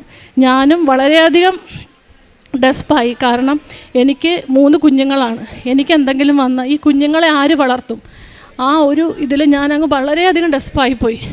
അങ്ങനെ ഞാൻ എൻ്റെ അമ്മയോട് പറഞ്ഞു. എൻ്റെ അമ്മ കൃപാസന മാതാവിൻ്റെ വളരെ ഭക്തിയാണ്. എൻ്റെ അമ്മ മാതാവിനോട് മുട്ടിപ്പായിട്ട് പ്രാർത്ഥിച്ചു. എന്നിട്ട് എന്നോട് പറഞ്ഞു, മാതാവിനോട് പ്രാർത്ഥിക്കുക, മാതാവ് മാറ്റിത്തരും, എന്തുണ്ടെങ്കിലും മാറ്റിത്തരും, മാതാവിനോട് പ്രാർത്ഥിക്കാൻ പറഞ്ഞു. എന്നിട്ടും ഞാൻ പ്രാർത്ഥിച്ചില്ല, ഞാൻ ഈശോനോട് പറഞ്ഞുകൊണ്ടിരുന്നു. അപ്പോൾ ഞാൻ ഒരു ദിവസം ബൈബിൾ എടുത്ത് നോക്കിയപ്പോൾ എനിക്ക് കിട്ടുന്ന ഒരു വചനമാണ്, ഞാൻ നിന്നെ എൻ്റെ അമ്മയുടെ ആലയത്തിലേക്ക്, എന്നെ ഉദരത്തിൽ വഹിച്ചവളുടെ അടുത്തേക്ക് കൊണ്ടുപോകാൻ ആഗ്രഹിക്കുന്നുവെന്ന്. അന്ന് തന്നെ 3 പ്രാവശ്യം എനിക്കത് കിട്ടി. പക്ഷെ ഞാൻ മൈൻഡ് ചെയ്തില്ല. എന്നിട്ട് ഞാൻ മാതാവിനോട് പ്രാർത്ഥിച്ചില്ല. ഞാൻ എൻ്റെ അമ്മയോട് പറയുകയാണ്, എൻ്റെ ഇടവ പള്ളി സെൻറ്റ് മേരീസ് ഫൊറോന ചർച്ചാണ്. പിന്നെ മാതാവിനെയാണ് എല്ലാ ആഴ്ചയും ഞാൻ കാണുന്നത്. പിന്നെ ഞാൻ എന്തിന് കൃപാസനത്തിൽ പോകണം? ഞാൻ പോയില്ല. ഞാൻ എൻ്റെ അമ്മയോട് തർക്കിച്ചുകൊണ്ടിരുന്നു. പക്ഷേ എൻ്റെ അമ്മ മാതാവിനോട് മുട്ടിപ്പായി പ്രാർത്ഥിച്ചു. സ്കാനിങ്ങിന് പോണതിൻ്റെ മുന്നേ ഡോക്ടറെ കണ്ടു. ഡോക്ടർ പരിശോധിച്ചു, വീണ്ടും സെക്രീഷൻ വരുന്നുണ്ട്. എനിക്ക് ഡ്രസ്സിങ് വെച്ച് തന്നു ബ്രസ്റ്റിൽ. എന്നിട്ട് പറഞ്ഞു, പോയി സ്കാൻ ചെയ്തോളാൻ. അങ്ങനെ സ്കാനിങ് റൂമിൻ്റെ അവിടെ എത്തി. കതവിൻ്റെ അവിടെ എത്തിയപ്പോൾ എൻ്റെ പേര് വിളിക്കുന്നതിന് മുന്നേ ഞാൻ എൻ്റെ അമ്മയെ വിളിച്ചു. ഞാൻ പറഞ്ഞു, അമ്മേ, ഞാൻ സ്കാനിങ് റൂമിലോട്ട് കയറുകയാണ്. അപ്പോൾ എൻ്റെ അമ്മ പറയുകയാണ്, ഞാൻ ഇന്നലെ രാത്രി സ്വപ്നം കണ്ടു ഷേർലി, നിന്നെ മാതാവ് തൊട്ട് സുഖപ്പെടുത്തി. ഞാൻ കൃപാസന മാതാവിനെ സ്വപ്നത്തിൽ കണ്ടു. സ്വപ്നത്തിൽ കണ്ടപ്പോൾ 3 പ്രാവശ്യം മാതാവ് എൻ്റെ മുന്നിൽ തെളിഞ്ഞിട്ട് നിൻ്റെ മുഖം കാണിച്ചു തന്നു. അപ്പോൾ അതിൻ്റെ അർത്ഥം മാതാവ് നിന്നെ തൊട്ടു എന്നാണെന്ന്. പക്ഷേ ഞാൻ അപ്പോഴും ഒരു ഇതിൽ നിൽക്കുക. ഞാൻ പറഞ്ഞു, അമ്മയുടെ വിശ്വാസം അമ്മച്ചിയെ രക്ഷിക്കട്ടെ എന്ന് പറഞ്ഞു. ഞാൻ എന്നിവയെ സ്കാനിങ് റൂമിലോട്ട് കയറുകയാണെന്ന് പറഞ്ഞാണ് ഞാൻ സ്കാനിങ് റൂമിലോട്ട് കയറുന്നത്. സ്കാനിങ് റൂമിലെത്തി. സ്കാൻ ചെയ്യാൻ ഡോക്ടർ കിടക്കാൻ പറഞ്ഞു. ഡോക്ടർ എന്നോട് ചോദിക്കുകയാണ്, സ്കാൻ ചെയ്തുകൊണ്ടിരിക്കുമ്പോൾ എന്നോട് ചോദിക്കണം, എന്താണ് തൻ്റെ പ്രശ്നം? ഞാൻ പറഞ്ഞു, ഡോക്ടറെ, എനിക്ക് കൈ പൊക്കാൻ വയ്യ, എൻ്റെ ഈ ബ്രസ്റ്റിൽ നിന്ന് വൈറ്റ് കളറിലെ തൈര് പോലുള്ള ഡിസ്ചാർജ് വന്നുകൊണ്ടിരിക്കുകയാണ്, എനിക്ക് അനങ്ങാൻ വയ്യ, ഈ സൈഡിലോട്ട് തിരിയാൻ വയ്യ, ഒന്നുമില്ല. അപ്പോൾ ഡോക്ടർ പറയുകയാണ്, ഡോക്ടർ അപ്പോൾ അടുത്തുള്ള അതൊരു യൂണിറ്റാണ്, ഒത്തിരി സ്കാൻ ചെയ്യുന്ന ഡോക്ടേഴ്സ് അവിടെ ഇരിപ്പുണ്ട്, മെഡിക്കൽ കോളേജ് ആയത് കാരണം. അപ്പോൾ അടുത്ത സ്കാനിങ് ചെയ്യുന്ന ഈ ഡോക്ടർ അടുത്തോട്ട് വിളിച്ചു, ഇതൊന്ന് നോക്കിക്കേ എന്ന് പറഞ്ഞു. അപ്പം ഞാൻ തീരുമാനിച്ചു, എനിക്ക് ബ്രസ്റ്റിന് എന്തോ വലിയ കുഴപ്പമാണ്, അല്ലെങ്കിൽ മറ്റുള്ള ഡോക്ടേഴ്സിനോട് വന്ന് ചെക്ക് ചെയ്യാൻ പറയത്തില്ലല്ലോ. അങ്ങനെ 2-3 ഡോക്ടേഴ്സ് വന്ന് എന്നെ സ്കാൻ ചെയ്തു. എന്നിട്ട് അവരെന്നോട് പറയാണ്, ഞങ്ങളൊരു കാര്യം പറയട്ടെ, തൻ്റെ ബ്രസ്റ്റ് നോർമൽ ബ്രസ്റ്റിൻ്റെ ഫീച്ചേഴ്സാണ് കാണിക്കുന്നത്, ഒരു സെക്രീഷനോ ഒരു മുഴയോ ഒന്നും തന്നെ ഞങ്ങൾക്ക് കാണാൻ കഴിയുന്നില്ല. അപ്പോൾ എന്നോട് ചോദിക്കുകയാണ്, ഒന്ന് കൈ അനക്കി നോക്കിക്കേ, ഇപ്പോൾ വേദനയുണ്ടോയെന്ന്. ഞാൻ കൈ അനക്കി നോക്കിയപ്പോൾ ഞാൻ വളരെ കഷ്ടപ്പെട്ടാണ് ആ ടേബിളിൽ കിടന്നത്. കൈ അനക്കി നോക്കിയപ്പോൾ എനിക്ക് വേദനയില്ല. അപ്പോൾ ഡോക്ടർ സർജനെ വിളിച്ചു. സർജൻ താഴെ വന്നു. സർജൻ എന്നെ എക്സാമിൻ ചെയ്തു. ആ സർജൻ തന്നെയാണ് എനിക്ക് ഡ്രസ്സിങ് വെച്ച് തന്നത്. ആ സർജൻ തന്നെയാണ് എന്നെ പ്രസ് ചെയ്തപ്പോൾ സെക്രീഷൻ വരുന്നത് കണ്ടത്. പക്ഷേ ആ സമയത്ത് നോക്കിയപ്പോൾ വേദനയും മാറി, സെക്രീഷനും മാറി. ഓൺ ദ സ്പോട്ടിൽ എനിക്ക് എൻ്റെ കണ്ണുകളെ വിശ്വസിക്കാൻ പോലും പറ്റിയില്ല. കാരണം അത്രയും നേരം ആ ഡ്രസ്സിങ്ങിനകത്ത് നനഞ്ഞുകൊണ്ടിരുന്നതാണ്. ആ സ്പോട്ടിൽ എല്ലാം അപ്രത്യക്ഷമായി. എനിക്ക് വിശ്വസിക്കാൻ പറ്റിയില്ല, ഡോക്ടറിനും വിശ്വസിക്കാൻ പറ്റില്ല. ഡോക്ടറിനോട് ഞാൻ ചോദിക്കാം, അപ്പോൾ ഇനി ഞാൻ എന്ത് ചെയ്യണം? ഡോക്ടർ ഡ്രസ്സിങ് ഊരി കളഞ്ഞിട്ട് പറഞ്ഞു, ഇനി വീട്ടിൽ പൊക്കോളാൻ. അങ്ങനെ ഞാൻ ഇവിടെ വന്നു. എൻ്റെ അമ്മ പറഞ്ഞു, ഇത്രയും വലിയൊരു അനുഗ്രഹം കിട്ടിയപ്പോൾ മാതാവിനെ പോയി കാണണം, എന്തായാലും നീ പോയി കാണണം, ഉടമ്പടി എടുക്കണമെന്ന് പറഞ്ഞു. അപ്പം ഞാൻ നെറ്റിൽ സെർച്ച് ചെയ്തു എന്താണ് ഈ ഉടമ്പടി എന്ന്. അപ്പോൾ അതിലെ കാര്യങ്ങളൊക്കെ കേട്ടപ്പോൾ എനിക്കൊരു തോന്നൽ, എനിക്കിതൊന്നും നടക്കത്തില്ല, എന്നെക്കൊണ്ട് ചെയ്യാൻ പറ്റുന്ന കാര്യങ്ങളല്ല ഇത്. കാരണം എനിക്കൊരു സ്വഭാവമുണ്ട്, എന്തെങ്കിലും ഞാനൊരു കാര്യം ഏറ്റെടുത്താൽ അത് പെർഫെക്റ്റായിട്ട് എനിക്ക് ചെയ്യണമെന്ന്, അല്ലെങ്കിൽ ആ പരിപാടിക്ക് നിൽക്കരുത്, അങ്ങനെയുള്ള ഒരു വ്യക്തിയാണ് ഞാൻ. അപ്പോൾ അതിൻ്റെ നിയമങ്ങളൊക്കെ നോക്കിയപ്പോൾ എൻ്റെ ഒരു തോന്നലാണ്, എനിക്കത് നടക്കത്തില്ല, എന്നെക്കൊണ്ട് ചെയ്യാൻ സാധിക്കത്തില്ല. എനിക്ക് 3 കുഞ്ഞുങ്ങളുണ്ട്, വീട്ടിലെ കാര്യങ്ങൾ നോക്കണം, വീട്ടിലാരുമില്ല, അതിൻ്റെ കൂടെ എനിക്ക് പഠിക്കണം, എല്ലാം കൂടി എന്നെക്കൊണ്ട് പറ്റത്തില്ല. അപ്പം ഞാൻ ഇവിടെ വന്ന് മാതാവിനെ കണ്ടു, നന്ദി പറഞ്ഞു. പക്ഷേ കൂടുതലൊന്നും എനിക്ക് പ്രാർത്ഥിക്കാൻ തോന്നുന്നില്ല. ഞാനിവിടെ ആ മൂലയ്ക്കാണ് ഞാൻ അവിടെ ഇരുന്നത്. ഞാൻ മാതാവിൻ്റെ മുഖത്ത് ഇങ്ങനെ നോക്കിക്കൊണ്ട് നിന്നു, നന്ദി പറഞ്ഞു. പക്ഷേ ഇങ്ങനെ നോക്കിക്കൊണ്ടേയിരുന്നു, എനിക്കൊന്നും പ്രാർത്ഥിക്കാൻ തോന്നുന്നില്ല. ആ സമയത്ത് എൻ്റെ ഹസ്ബൻഡ് മേളിൽ പോയി ഉടമ്പടി എടുത്തു. തിരിച്ച് വീട്ടിൽ ചെന്ന് ഒരു 6 മണിയായി കാണും. അപ്പോഴാണ് എനിക്ക് മാതാവിൻ്റെ പാട്ട് ചെവിയിൽ മുഴങ്ങാൻ തുടങ്ങി. അതിനോടൊപ്പം പരിശുദ്ധ പരമ ദിവ്യകാരുണ്യത്തെ എന്നേരവും ആരാധനയും സ്തുതിയും പുകഴ്ചയും ഉണ്ടായിരിക്കട്ടെ, അതിങ്ങനെ എൻ്റെ ചെവിയിൽ മുഴങ്ങുകയാണ്. അപ്പോൾ ഞാൻ എൻ്റെ ഹസ്ബൻഡിനോട് പറഞ്ഞു, എൻ്റെ ചെവിയിൽ ഇങ്ങനെ ഈ പാട്ട് കേൾക്കുന്നു. അപ്പോൾ എൻ്റെ ഹസ്ബൻഡ് പറഞ്ഞു, അത് ഉടമ്പടി എടുക്കാൻ നേരത്ത് ഞാൻ പോയപ്പോൾ നീ ഇത്രയും നേരം താഴെ ഇരുന്നതല്ലേ, അവിടെ കണ്ടിന്യൂസ് ഇതല്ലേ കേട്ടുകൊണ്ടിരിക്കുന്നു, അതുകൊണ്ടായിരിക്കും നിനക്ക് തോന്നുന്നതായിരിക്കുമെന്ന്. 8 മണിയായി, ഇത് മാറുന്നില്ല. 9 മണിയായി, 10 മണിയായി, 12 മണിയായി. എനിക്ക് ചെവി ആകെ തലയാകെ മുഴങ്ങുകയാണ് ഈ പാട്ട്. അവസാനം 12:30ആയി. എനിക്ക് കിടക്കാൻ പറ്റുന്നില്ല, എനിക്ക് ഉറങ്ങാൻ പറ്റുന്നില്ല. ഞാൻ ബെഡ്ഷീറ്റ് എടുത്ത് ചെവി മൂടുന്നു, പില്ലോ എടുത്ത് തലയിൽ വയ്ക്കുന്നു. എനിക്ക് തല മൊത്തം ഈ പാട്ട് കേട്ടുകൊണ്ടിരിക്കുകയാണ്. അങ്ങനെ 2:30-3 മണിയായപ്പോൾ ഞാൻ എൻ്റെ ഹസ്ബൻഡിനോട് പറഞ്ഞു, എന്നെ കൃപാസനത്തിൽ കൊണ്ടുപോകണം, എനിക്ക് കിടക്കാൻ പറ്റുന്നില്ല, എന്നെ കൃപാസനത്തിൽ എങ്ങനെയെങ്കിലും ഒന്ന് എത്തിക്കാൻ. അങ്ങനെ 2:30 മണിക്ക് ഈ കുഞ്ഞുങ്ങളെയും വിളിച്ച് ഞങ്ങൾ 3 മണിയായപ്പോൾ ഞങ്ങളിവിടെ എത്തി. അങ്ങനെ ഇവിടെ എത്തി ഈ മാതാവിൻ്റെ ഗേറ്റ് കടന്നപ്പം ഞാൻ പറഞ്ഞു, മാതാവേ എന്നോട് ക്ഷമിക്കണമേ, ഞാൻ തന്നെ ഉടമ്പടി എടുത്തോളാം എന്ന് പറഞ്ഞതും എൻ്റെ ചെവിയിലെ പാട്ട് നിന്ന് എനിക്ക് സമാധാനം കിട്ടി. അത്രയും നേരം എൻ്റെ തലയ്ക്കകത്ത് ഇങ്ങനെ ഈ പാട്ട് തന്നെ ഇങ്ങനെ മൂളിക്കൊണ്ടിരിക്കുമായിരുന്നു. ഇവിടെ കയറി കഴിഞ്ഞപ്പം എൻ്റെ പാട്ട് നിന്ന്. എൻ്റെ ഹസ്ബൻഡ് കാറ് പാർക്ക് ചെയ്ത് ഇവിടെ വന്നപ്പോഴത്തേക്കും ഞാൻ ഈ ക്യൂവിൽ നിൽക്കുവാണ്. ഞാൻ പുള്ളിയോട് പറയുക, നിങ്ങൾ മക്കളെ നോക്കിക്കോ, ഞാൻ ഇനി ഉടമ്പടി എടുത്തിട്ടേ വരത്തുള്ളെന്ന്. അങ്ങനെ ഞാൻ ഉടമ്പടി എടുത്ത് പ്രദക്ഷിണമായിട്ട് ഇവിടെ വന്നു. ഈ ചുമന്ന കാർപ്പറ്റിൽ മുട്ടിയപ്പോൾ തന്നെ, ഈ ചുമന്ന കാർപ്പറ്റിൽ കാല് കുത്തിയപ്പോൾ തന്നെ എനിക്ക് വൈബ്രേഷനാണ്. ഞാൻ വിചാരിച്ച് ഞാനിവിടെ മറിഞ്ഞ് വീണ് പോകുമെന്ന്. അതുപോലെ എനിക്ക് വൈബ്രേഷൻ ഫീൽ ചെയ്യുകയാണ്. ഞാൻ നേരെ നോക്കിയപ്പോൾ കാണുന്നത് മാതാവ് രൂപക്കൂട്ടി നിൽക്കുന്നതല്ല കാണുന്നത്. ഞാൻ നോക്കുമ്പോൾ കാണുന്നത് മാതാവ് പുറത്ത് നിൽക്കുന്നതാണ് കാണുന്നത്. ഞാൻ ശരിക്കും അങ്ങ് പേടിച്ചു പോയി. കാരണം ഞാനിങ്ങനെയൊന്നും എൻ്റെ ജീവിതത്തിൽ ഞാൻ അനുഭവിച്ചിട്ടുമില്ല, കണ്ടിട്ടുമില്ല. ഞാൻ കാണുന്നത് മാതാവ് പുറത്ത് നിൽക്കുന്നതാണ്. ഞാനൊരു കണക്കിനാണ് ഈ സ്റ്റെപ്പ് കയറി മേളിലെത്തിയത്.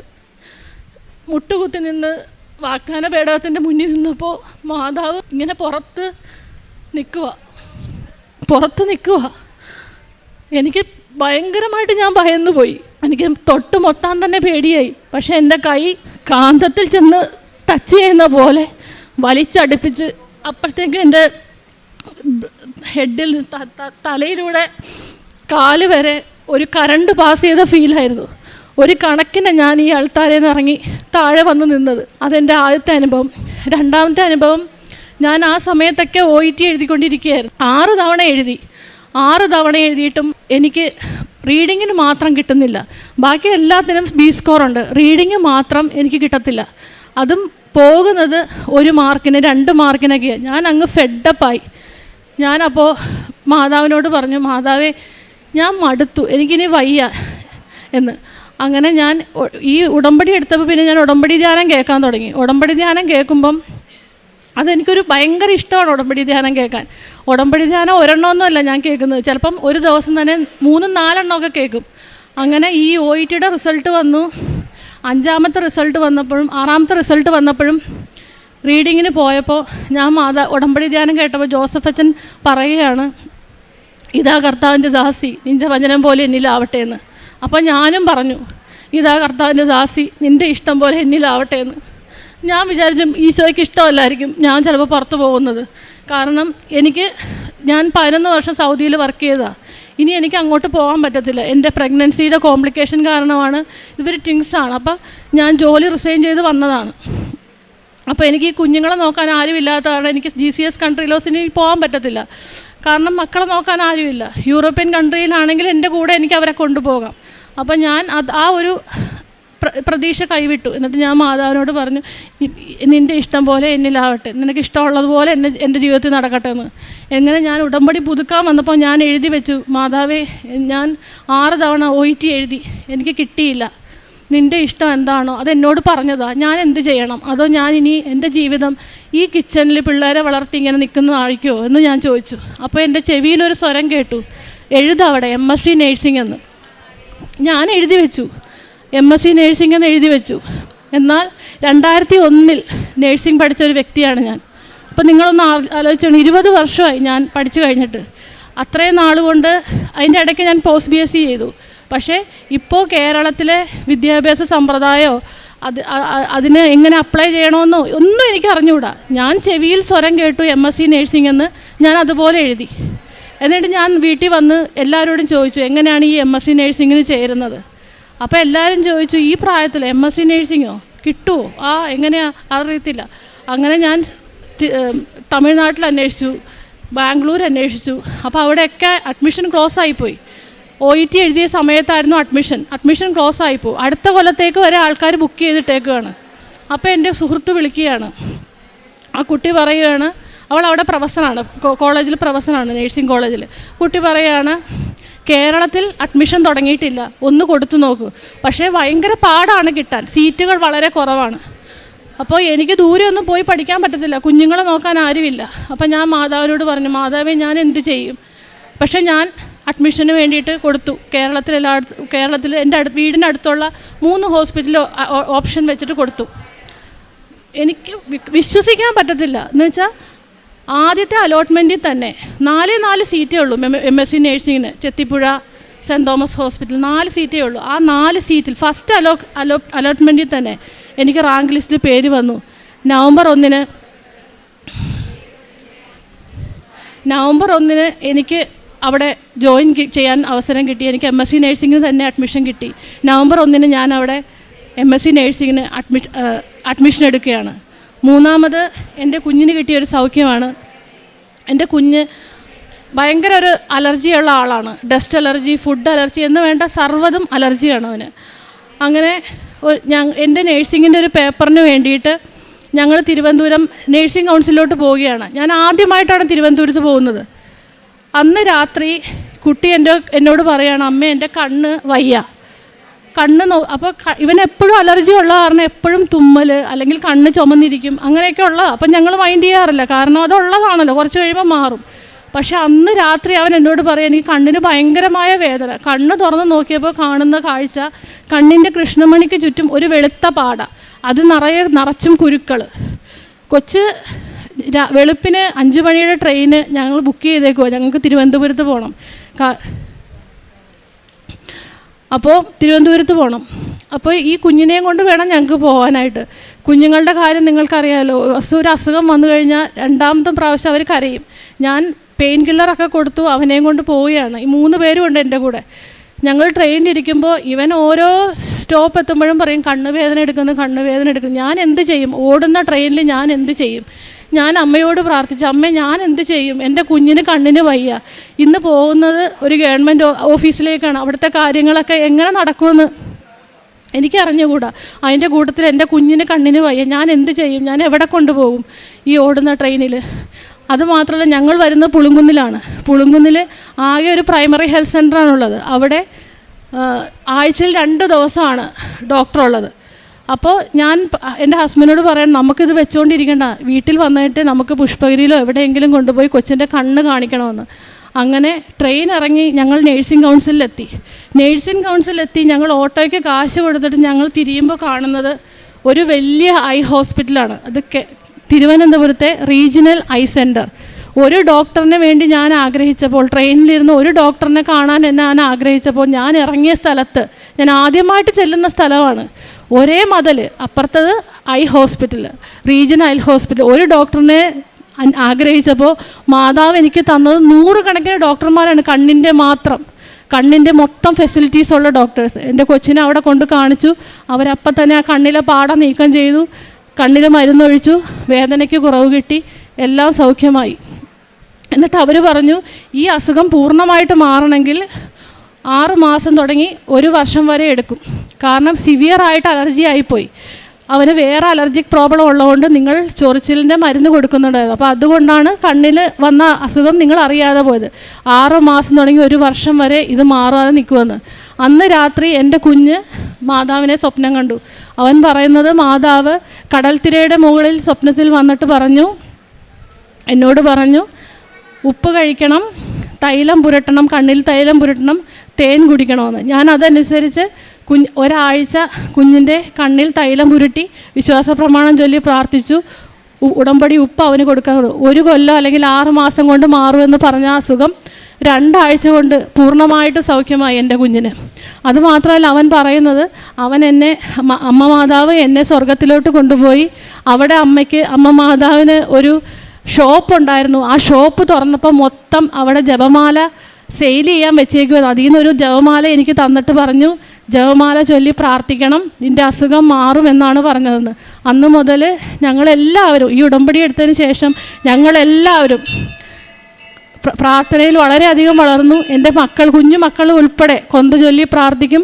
ഞങ്ങൾ എവിടെ പോയാലും കാറിലിരുന്ന് കൊന്ത ചൊല്ലും, തിരിച്ചു വരുമ്പോഴും കൊന്ത ചൊല്ലും. വെളുപ്പിന് എഴുന്നേറ്റ് പ്രത്യക്ഷീകരണ പ്രാർത്ഥന ചൊല്ലിക്കഴിയുമ്പം കൊന്ത ചൊല്ലിയാണ് വീട്ടിൽ കാര്യങ്ങൾ തുടങ്ങുന്നത് തന്നെ. സന്ധ്യാപ്രാർത്ഥന മുടങ്ങാറില്ല. കുഞ്ഞുങ്ങളുമല്ല പ്രത്യക്ഷീകരണ പ്രാർത്ഥനയൊക്കെ അവർക്കൊക്കെ ബൈഹാർട്ടാണ്. സ്കൂളിൽ പോകുമ്പം കുഞ്ഞുങ്ങൾ മാതാവിനൊരു സ്റ്റാച്ചു ഉണ്ട്, സ്റ്റാച്ചുവിന് ടാറ്റ കൊടുത്തിട്ടാണ് ഇപ്പോൾ അവർ പോകുന്നത്. അത്രയും ഞങ്ങൾ മാതാവുമായിട്ട് അടുത്തു. വിശ്വാസത്തിലില്ലായിരുന്ന എന്നെ മാതാവിലേക്ക് അടുപ്പിച്ചു. അങ്ങനെ ഈശോ എനിക്ക് ഇത്രയും നാൾ ഞാൻ ക്രിസ്ത്യാനിയായിരുന്നു, പക്ഷേ ക്രിസ്തുവിൻ്റെ അനുയായി ആയിരുന്നില്ല. ഞായറാഴ്ച മാത്രം പള്ളിയിൽ പോകുന്ന, അല്ലെങ്കിൽ പെസഹായ്ക്ക് മാത്രം കുമ്പസാരിക്കുന്ന ഒരു ടിപ്പിക്കൽ ക്രിസ്ത്യാനിയായിരുന്നു. പക്ഷേ ഇപ്പോഴാണ് ഞാൻ ശരിക്കും ക്രിസ്തുവിൻ്റെ അനുയായിയായത്. അച്ഛൻ പറയുന്ന പോലെ, അവൻ പറയുന്ന പോലെ ചെയ്യുന്ന നല്ലൊരു ക്രിസ്ത്യാനിയായത് ഇപ്പോഴാണ്. ഈശോയ്ക്കും മാതാവിനും കോടാനുകോടി നന്ദി. കാരുണ്യ പ്രവൃത്തികൾ എന്ന് പറഞ്ഞു കഴിഞ്ഞാൽ ഞങ്ങളുടെ ഗവൺമെൻറ് ഹോസ്പിറ്റൽ പ്രൈമറി ഹെൽത്ത് സെൻ്ററിൽ അവിടെയൊന്നും ഹോട്ടൽസ് ഒന്നും ഇല്ല. അപ്പോൾ അവിടെ അഡ്മിറ്റ് ആവുന്ന പേഷ്യൻസിന് ഞങ്ങൾ സ്വന്തമായിട്ട് തന്നെ ഭക്ഷണം ഉണ്ടാക്കി കൊണ്ടു കൊടുക്കും. പിന്നെ ഉടമ്പടി പത്രം വാങ്ങിച്ച്, അത് ഒരു കെട്ടൊന്നുമല്ല, കൃപാസനത്തിലെ പത്രം, മാതാവിൻ്റെ പത്രം വാങ്ങിച്ച് ഞങ്ങളെ കൊണ്ടാവുന്നത്രേ വാങ്ങിച്ച് എല്ലായിടത്തും കൊടുക്കും. പിന്നെ അത് ഭക്ഷണമെന്നല്ല, വെള്ളവും, ചിലപ്പോൾ വഴിയിൽ തളർന്ന് നിൽക്കുന്ന ആരാണെങ്കിലും, ചിലപ്പോൾ ഒരു ട്രാഫിക് പോലീസുകാരനായിരിക്കും, ഒരു വെള്ളമാണെങ്കിലും ഞങ്ങൾ വാങ്ങിച്ചു കൊടുക്കും. ആരാണോ വിഷമിച്ചിരിക്കുന്നത് അപ്പം ഞങ്ങളുടെ കയ്യിൽ എന്താ ഉള്ളതെന്ന് വെച്ചാൽ അത് കൊടുക്കും. പിന്നെ ഉപവസിച്ച് പ്രാർത്ഥിക്കും.